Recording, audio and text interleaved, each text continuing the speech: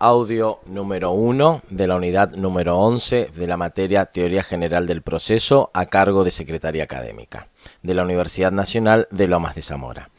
En este audio vamos a empezar a estudiar la actividad cautelar, las medidas cautelares en particular y la actividad ejecutiva dentro de los procesos judiciales. Empecemos con la actividad cautelar.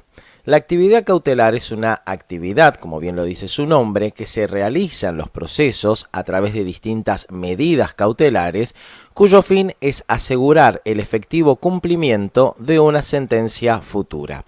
¿Qué quiere decir esto? Que a través de las medidas cautelares, lo que los sujetos procesales están tratando de resguardar, de asegurar, es que la sentencia que se dicte a futuro, cuando finalice el proceso, obviamente, sea de efectivo cumplimiento. Es decir, que la misma pueda ser cumplida y no quede simplemente como una finalización del proceso sin posibilidad alguna de cumplirlo.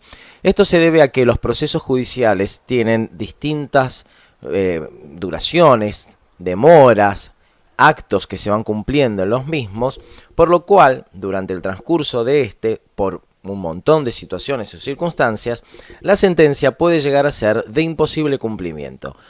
Supongamos que estamos en un proceso por daños, estamos reclamando una suma de dinero y el demandado durante el proceso enajena todos sus bienes, es decir, que se desprende de los mismos, los vende, vacía sus cuentas bancarias. Al momento de finalizar el proceso no vamos a tener forma alguna de obtener aquello que la sentencia nos concedió, el importe que corresponde por los daños que hemos sufrido. Es por ello que se traban en el proceso las medidas cautelares que correspondan a los fines de asegurar el cumplimiento de la sentencia. Y no solamente es una cuestión de que el demandado pueda desapoderarse de todos sus bienes, sino también cuando el litigio, el proceso, verse sobre un bien en particular y el mismo pueda desaparecer o pueda dañarse o pueda destruirse y perder su valor. Por lo tanto, también se resguarda este bien en un lugar particular para que se conserve y al finalizar el proceso la sentencia sea de efectivo cumplimiento. Lo mismo ocurre en cuestiones de derecho de familia o en cuestiones de vecindad. Cuando un vecino está generando un daño constante sobre una propiedad, se traba una medida cautelar a los fines de que este daño se finalice o se detenga transitoriamente mientras se sustancia el proceso. Las medidas cautelares no poseen un plazo, un periodo dentro del proceso en el cual se puedan solicitar. Es decir, que el sujeto que quiera solicitarlas puede realizarlo en cualquier etapa del proceso previo al dictado de la sentencia, dado que una vez dictada la sentencia no estaríamos ante una medida cautelar, sino ante una medida ejecutiva, aquellas que tienden al cumplimiento de la sentencia. ¿Por qué decimos el sujeto que solicite la medida cautelar y no el actor? Porque podemos tener un proceso en el cual el demandado reconviene la demanda, es decir, contrademanda, y también está reclamando algún tipo de derecho en el proceso. Por lo tanto, en este caso el demandado reconveniente puede trabar una medida cautelar sobre bienes del actor reconvenido. Bien, entonces, las medidas cautelares no poseen un plazo cierto en el cual puedan ser solicitadas en cualquier momento del proceso. Incluso se pueden solicitar previamente a iniciado el proceso, con un plazo de 10 días desde que quedó trabada la medida cautelar para iniciar el proceso. Es decir, yo inicio un incidente de medida cautelar, obtengo la medida cautelar, trabo la medida cautelar, la dejo que quede efectivamente cumpliéndose y dentro de los 10 días posteriores debo iniciar el proceso, caso contrario, esta medida cautelar va a caer. Las medidas cautelares poseen 5 características propias. La primera es que se dictan inaudita parte. ¿Qué quiere decir un dictado inaudita parte? Es donde no se notifica a la parte contraria de la medida cautelar solicitada ni del trabado de la misma. Es decir, cuando yo solicito una medida cautelar en un proceso, no le corren traslado a la contraria, no lo notifican. Esto se debe a que si fuera notificado puede utilizar todos los medios a su disposición para evitar que la medida cautelar pueda ser de efectivo cumplimiento. Supongamos que voy a embargar una propiedad y notifico a la contraria que le voy a embargar esta propiedad, Durante el trámite de embargo, que es un trámite que puede llegar a demorar un par de días o hasta un mes, durante el transcurso de este trámite, la otra parte puede enajenar el bien, puede venderlo. Entonces la medida cautelar sería de imposible cumplimiento, imposible de trabarse. Por lo tanto, todas las medidas cautelares se dictan inaudita parte. La segunda característica es que son mutables, pueden mutar, pueden cambiar. Yo puedo solicitar una medida cautelar y a lo largo del proceso modificarla, mutarla por otra medida cautelar. Generalmente esto ocurre cuando no podemos identificar un bien de la parte contraria y trabamos una inhibición general de bienes, que la vamos a ver con mayor particularidad y mayor detalle en el audio número 2. La inhibición general de bienes traba en realidad a la persona, le quita o priva a la persona de la posibilidad de enajenar bienes. Puede incorporar bienes a su patrimonio, pero no los puede vender, no los puede enajenar. Si durante el transcurso del proceso tomamos conocimiento que esta otra parte posee un bien particular, podemos mutar la inhibición general de bienes en un embargo. Entonces habríamos mutado la medida cautelar. La tercera característica es que las medidas cautelares son mudables. Se pueden mudar, pueden cambiar de un bien a otro. Nosotros podemos tener trabada un embargo sobre un bien en particular y luego, viendo que existe otro bien que cumple con los requisitos que necesitamos, es decir, que si fuera necesario rematarlo para poder obtener el rédito que necesitamos en el proceso, este segundo bien cumple o cubre nuestros intereses. Entonces mudamos la medida cautelar, el embargo, de un bien a otro. También puede ser por pedido de la parte contraria, quien solicita que se mude la medida cautelar de un bien a otro porque debe desprenderse de este bien en particular. Y nosotros estamos obligados a no generar ningún daño con la medida cautelar, por lo tanto, ante el pedido de la contraria de mudar la medida cautelar, debemos mudarlo. Obviamente en este caso primero se registra la medida cautelar sobre el segundo bien y luego se levanta la medida del primer bien, para que no exista un plazo en el cual ninguno de los bienes tenga trabada una medida cautelar y perdamos la posibilidad de trabar la misma. La cuarta característica es que las medidas cautelares son ampliables. Se pueden ampliar. Nosotros podemos solicitar una medida cautelar por un monto o por una circunstancia y luego pedir que se amplíe a un monto mayor, que se genere una ampliación a más bienes. En este caso no estaríamos mudando la medida cautelar de un bien a otro, sino que estaríamos trabando la medida cautelar sobre otro bien más.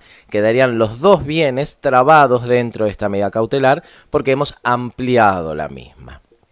La quinta característica es que las medidas cautelares son prorrogables. Se puede extender el plazo de duración que tienen.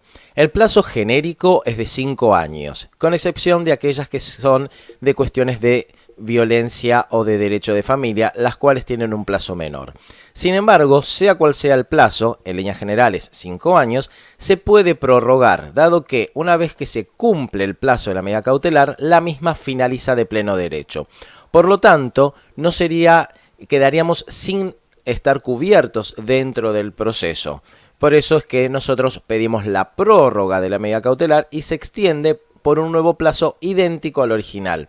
Es decir, que si el plazo original de la medida cautelar, como es en líneas generales de casi todas las medidas cautelares, era de 5 años, se va a extender la misma por 5 años más.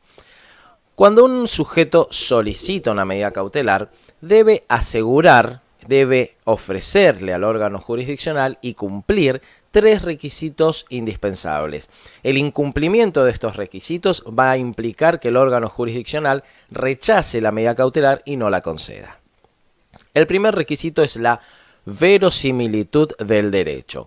Esto quiere decir que nuestro derecho debe ser cuanto menos factible, creíble, posible de haber sucedido. Esto lo vamos a manifestar no solo en el relato de los hechos que hacemos en la presentación, sea demanda o contestación de demanda con reconvención, sino que también va a haber un punto en particular en la demanda donde vamos a solicitar la medida cautelar y vamos a detallar la verosimilitud de nuestro derecho. Vamos a manifestar por qué nuestro derecho es cuanto menos factible, cuanto menos creíble, posible, y en base a eso el órgano jurisdiccional nos va a conceder la medida cautelar. El segundo requisito es el peligro en la demora.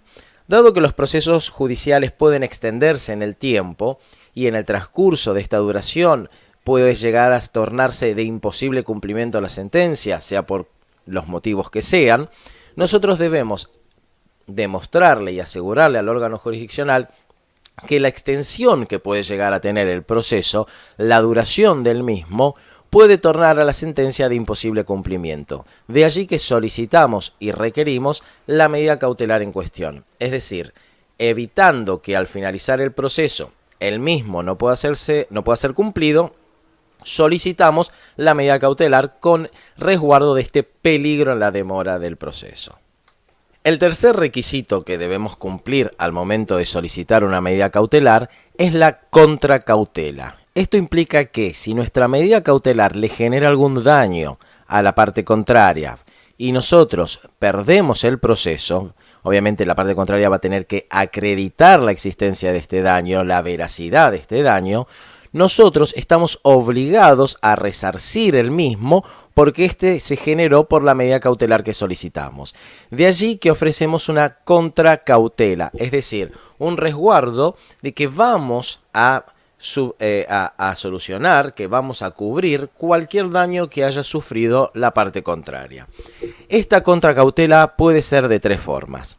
La primera es la contracautela real, en la cual nosotros declaramos un bien que poseemos y este bien también queda registrado como contracautelar dentro de un proceso.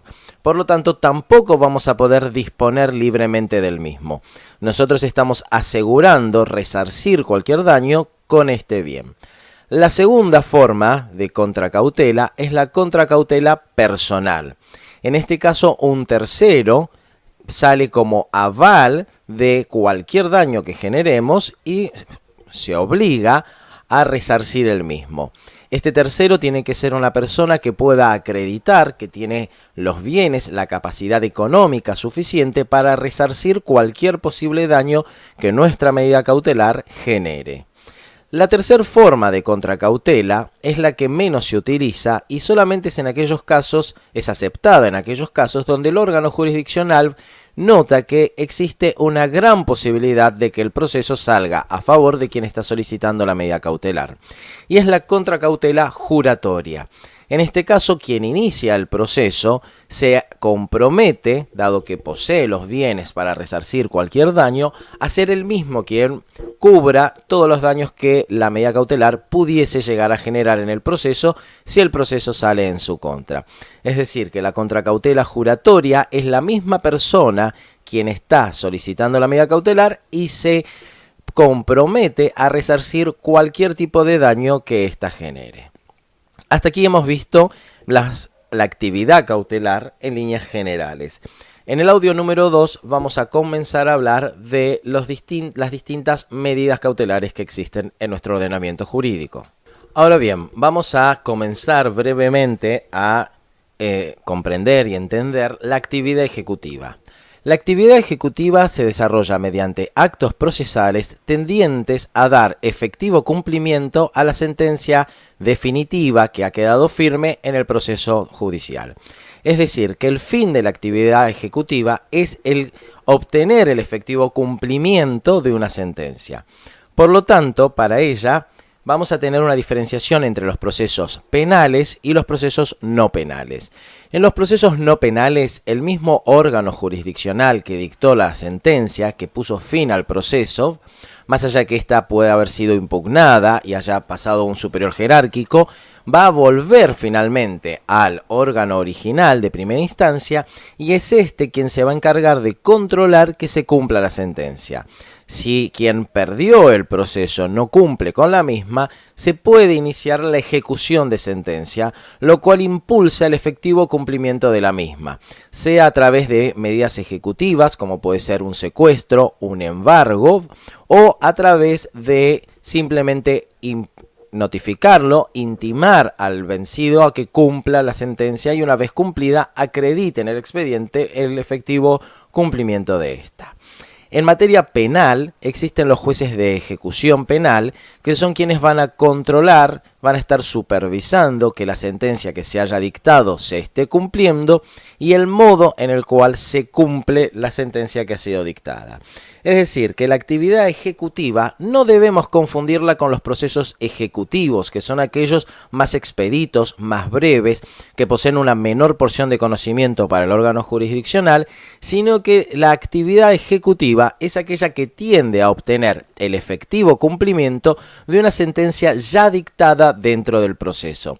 Por eso, cuando hablamos del plazo para solicitar las medidas cautelares, dijimos que siempre previo al dictado de la sentencia, dado que con posterioridad al dictado de esta, ya estaríamos dentro de la actividad ejecutiva y no dentro de la actividad cautelar. Con esto damos por finalizado el audio número 1 de la unidad número 11, continuaremos en el audio 2.